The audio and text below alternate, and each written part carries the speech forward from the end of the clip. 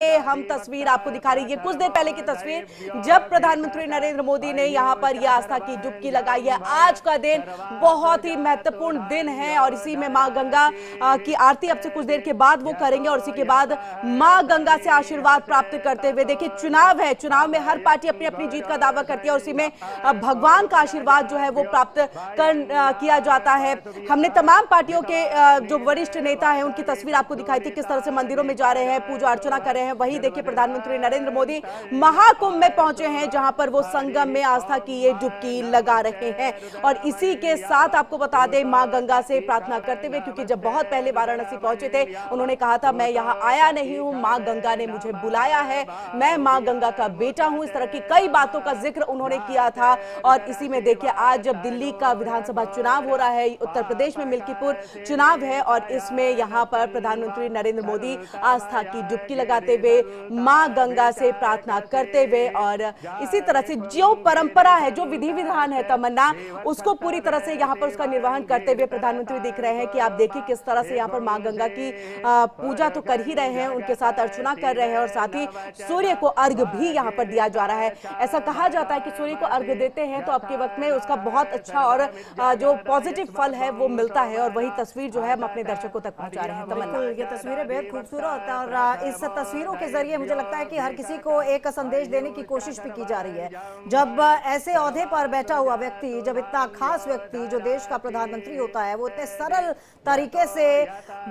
संगम तट पर पहुंचता है और बहुत ही साधारण तरीके से, कोई भी वीआईपी कल्चर फॉलो नहीं होता है और मां गंगा की पूजा अर्चना कर कर डुबकी लगाते हुए प्रधानमंत्री मोदी की ये तस्वीरें हर किसी को देखनी चाहिए। प्रधानमंत्री मोदी ने संगम में आस्था की डुबकी लगाई, जेटी पर खड़े होकर पीएम मोदी ने मां गंगा को प्रणाम किया, आचमन के बाद प्रधानमंत्री मोदी ने डुबकी लगाई। तो हम आपको बता दें कि प्रयागराज में त्रिवेणी संगम पर पवित्र डुबकी लगाते हुए पीएम मोदी, ये तस्वीरें अपने आप में बेहद खास और जैसा कि मेरी सहयोगी भी बता रही थी कि पीएम मोदी अक्सर, उनको हमने जब बहुत पहले वाराणसी में उन्होंने ये शब्द कहे थे कि मां गंगा ने मुझे बुलाया है, मां गंगा का मैं बेटा हूं और उन्हीं सब बातों को कह सकते हैं कि एक तरह से सार्थक करते हुए पीएम मोदी यहां पर नजर आ रहे हैं। हालांकि उनके इन तमाम बयानों पर कई बार जो है विपक्षी दल जो है वो कई बार उस पर व्यंग भी करते हैं, लेकिन ये तस्वीरें आज हर किसी को अभिभूत कर रही हैं, ये तस्वीरें आज हर किसी को ये कहने पर मजबूर कर रही हैं और हर कोई आज गर्व से, आज फक्र से ये कहता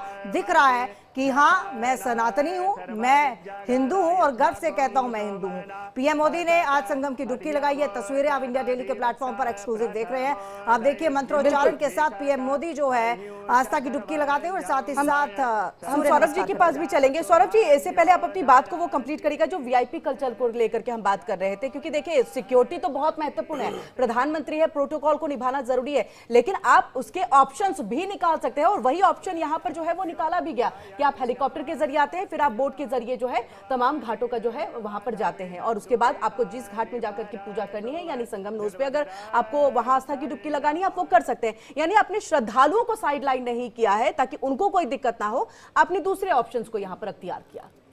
देखिए, प्रधानमंत्री नरेंद्र मोदी जी जो है ना वो स्वयं जो है एक सामान्य परिवार से जो है वो आते हैं, तो वो सामान्य परिवार की तरह प्रधानमंत्री बनने के बाद भी उसी तरह का व्यक्तित्व जीना चाहते हैं और लगातार आप देखेंगे प्रधानमंत्री बनने के बाद भी उनका परिवार जिस प्रकार से रहा, जिस प्रकार से मैंने अभी बताया कि लाल बत्ती कल्चर को उन्होंने हटाया, सब्सिडी जो सांसदों को सब्सिडी मिलती थी संसद के अंदर उसको खत्म किया। ये जो कल्चर है वीवीआईपी वाला वो प्रधानमंत्री जी के चरित्र में दिखाई देता है कि उसको खत्म करने का प्रयास और आम जनता के बीच में वो खुद को पहले इस कसौटी पर खरा उतारते हैं। ये नहीं है कि दूसरों से अपील करते हैं, कसौटी पे खुद को वो खरा उतारते हैं। और ये देखिए जो लोग कहते हैं चुनाव प्रचार चाहते तो प्रधानमंत्री प्रयागराज से रोड शो करते हुए आ सकते थे, प्रयागराज से रोड शो करते हुए आते महाकुंभ के बीच में और बढ़िया प्रचार प्रसार का मिल जाता उनको अगर चुनाव जीता है। आज के दिन तो आ ही नहीं सकते थे। नहीं, क्योंकि संभव इसलिए भी नहीं था क्योंकि आचार संहिता लागू है। देखिए, तो आपका तो चुनाव आचार सुनिए, आचार संहिता जो है वो देश के अंदर लागू नहीं है ना, वहां पर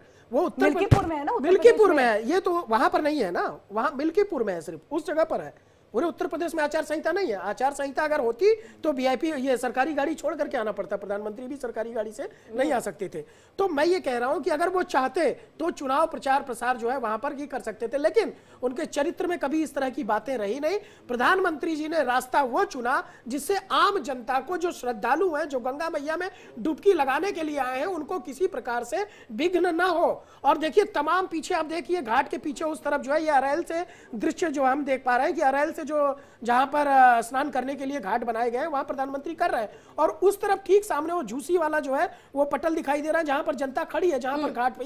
ये सामने वाला दृश्य जो हम देख रहे हैं, तो वो जनता जो श्रद्धालु है वो भी डुबकी लगा रहे हैं। ऐसा नहीं कि प्रधानमंत्री जी के लिए सबको रोक दिया गया है, वो अपना डुबकी भी लगा रहे हैं। अपने जो है सबसे बड़े लोकप्रिय, जो सनातन के सबसे बड़े जो है पुरोधा है आदरणीय प्रधानमंत्री नरेंद्र मोदी जी को भी देख रहे हैं, और उनसे जरूर ये सीख रहे होंगे कि जो पीछे कुछ प्रशासनिक गड़बड़ियां हुई, यह स्वीकार करने में किसी को कोई दिक्कत नहीं है कि कुछ वीआईपी कल्चर के माध्यम से गड़बड़ी जो फैलाने का प्रयास किया गया था, कुछ प्रशासनिक कमियां रह गई, जिसको योगी आदित्यनाथ जी ने आकर के तुरंत दुरुस्त किया, और दिन रात लग करके योगी आदित्यनाथ जी जो है वो वापस उसी व्यवस्था को, जिस प्रकार से व्यवस्था चल रही थी उसको बनाने में सफल रहे, कामयाब रहे। तो वही दृश्य यहां पर दिखाई दे रहा है कि ये जो अद्भुत अलौकिक महाकुंभ है उसमें प्रधानमंत्री जी की ये जो एक एक डुबकी है, ये निश्चित रूप से वो जो एक डुबकी लगा रहे हैं उसमें एक एक बार में एक एक चीजें मांग रहे होंगे, अपने भारत के लिए मांग रहे होंगे, हिंदुस्तान के लिए मांग रहे होंगे। तो सौरभ जी, आप जो इस बात को मान रहे हैं यहाँ पर कि हाँ वीआईपी कल्चर्स की वजह से कुछ गड़बड़ियां हुई, व्यवस्थाएं थोड़ी सी यहाँ डामाडोल हो गई थी, तो ये जो प्रधानमंत्री जिस तरह से आए हैं, क्या ये एक साफ संदेश है उन लोगों के लिए जो वीआईपी कल्चर के जरिए पहुंचते हैं और इस तरह से महाकुंभ में या अन्य भी बड़े आयोजन में, चाहे हम प्राण प्रतिष्ठा के वक्त में देख ले, उस वक्त में भी वीआईपी कल्चर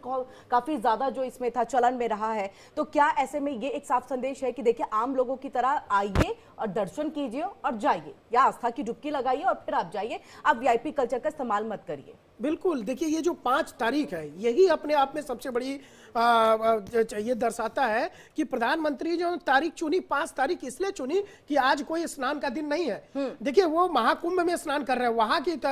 जो तारीख होगी ना वो दिल्ली के चुनाव के आधार पर निर्भर नहीं करती, वहां तारीख करती है कि आज मौनी अमावस्या है, आज पूर्णिमा है, जहां पर करोड़ों श्रद्धालु, 8 करोड़ 5 करोड़ श्रद्धालु दर्शन। तो प्रधानमंत्री ने वो समय चुना जब कोई श्रद्धालु वहां पर किसी प्रकार की उनको दिक्कत ना है। सबसे पहला संदेश उनका कि अगर कोई वीआईपी दर्शन करने जाए तो उस दिन जाए जिस दिन वहां पर इस प्रकार से कोई शाही अमृत स्नान ना हो, पहली बात। दूसरी बात, अगर वीआईपी मान लीजिए, वीआईपी हम क्यों कह रहे हैं, मान लीजिए वो कोई सेलिब्रिटी है, कोई उसके पास मंत्री पद है या अन्य विभाग में कोई उच्च स्तर का पद है, अगर वो जाता है तो वहां पर जाने के बाद आप भी वीआईपी नहीं है, वहां जाने के बाद एक सामान्य व्यक्ति है। क्योंकि गंगा मैया जब डुबकी लगाते हैं तो गंगा मैया जो आशीर्वाद देती है वो एक ही समान आशीर्वाद देती है, चाहे वो कोई भी वीआईपी हो, चाहे कोई सेलिब्रिटी हो, चाहे एक श्रद्धालु जो 25 किलोमीटर पैदल चल करके आ रहा हो, डुबकी लगा रहा हो, उसको भी गंगा मैया उसी समान के हिसाब से जो है आशीर्वाद देगी। और वही प्रधानमंत्री जी बयान कर रही हैं कि जिस तरह से प्रधानमंत्री मोदी बिल्कुल ही सादगी भरे अंदाज में डुबकी लगाते हुए यहाँ पर नजर आ रहे हैं, वो यही मेरे ख्याल में बयान कर रही हैं और यही एग्जाम्पल कोट कर रही हैं कि देखिए सिर्फ और सिर्फ ये धार्मिक आयोजन है, इसका किसी और चीज से लेना देना नहीं है, राजनीति से कोई इसका लेना देना नहीं है। हमारे साथ ममता त्यागी जी लगातार जुड़ी हुई हैं। ममता जी, जैसा कि हम बात कर रहे थे वीआईपी कल्चर को त्यागने का, बड़ा ही सरल अंदाज प्रधानमंत्री मोदी का, जिस तरह से वो डुबकी लगा रहे हैं, और ऐसा नहीं है कि श्रद्धालु वहां पर डुबकी नहीं लगा सकते हैं उसी समय और श्रद्धालु भी वहां पर मौजूद हैं। तो ये साफ है कि चुनाव, जैसे कि विपक्षी पार्टियां कह रही हैं या फिर तमाम लोग कह रहे हैं कि ये चुनाव में कोई असर नहीं डालेगा, सिर्फ और सिर्फ धार्मिक आयोजन है। पर कोई ऐसा डायरेक्ट इम्पैक्ट नहीं है, ना ही ये कोई ऐसा प्लान्ड वे में किया गया। अगर ऐसा कहने लगी तो उन्हें शायद ये भी कहना चाहिए कि कुंभ के समय चुनाव ही नहीं होने चाहिए थे, वो शायद और भी उनकी बात को दृढ़ता से रखता। लेकिन यहाँ पर मैं एक श्लोक बोलना चाहूंगी मोदी जी के लिए और अपने भाजपा के लीडर के लिए। न अभिषेको न संस्कारा सिंहस्य क्रियते विनय विक्रमादित्य राजस्य स्वमेव नरेंद्रता। मतलब जंगल का शेर का कोई पूजा नहीं की जाती है, उसका कोई अभिषेक या संस्कार नहीं किया जाता, ये बताने के लिए कि वो जंगल का राजा है। लेकिन वो जिस तरह से कार्य करता है, जिस तरह से जंगल में रहता है, उससे वो स्वयं सिद्ध हो जाता है कि वो जंगल का राजा है। और हम बहुत ही सौभाग्यशाली हैं कि हमें प्रधानमंत्री नरेंद्र मोदी जैसा प्रधानमंत्री मिला हमारे देश का एक बहुत बड़ा सौभाग्य है। उन्होंने धारा 370 राम मंदिर बनवाकर और अब कुंभ में स्नान कर कर हमारी सनातन संस्कृति, जो हमारी ही संस्कृति थी, जिसका अभी इसे इस तरह से देखे जाने लगा था कि ये तुच्छ है, विहीन है, इसमें तो सारी गलत चीजें ही हैं, उसका रिवाइवल किया और हम इसके लिए बहुत ज्यादा कृतज्ञ हैं अपने माननीय प्रधानमंत्री श्री नरेंद्र मोदी जी के लिए। कुंभ से लेकर देखिए, कुंभ पहले भी होता था और कुंभ अब भी हो रहा है। बहुत से लोग कहते हैं कुंभ में नया क्या है, लेकिन दीपावली कभी आप नाम मात्र के लिए मनाए और कभी जोर शोर से मनाए तो सारा वातावरण बदल जाता है। कि पहले कुंभ होता था जस्ट सिर्फ फॉर्मेलिटी के लिए कि हाँ हो रहा है, लेकिन इस बार कुंभ का आयोजन हुआ, वो भी क्योंकि महाकुंभ था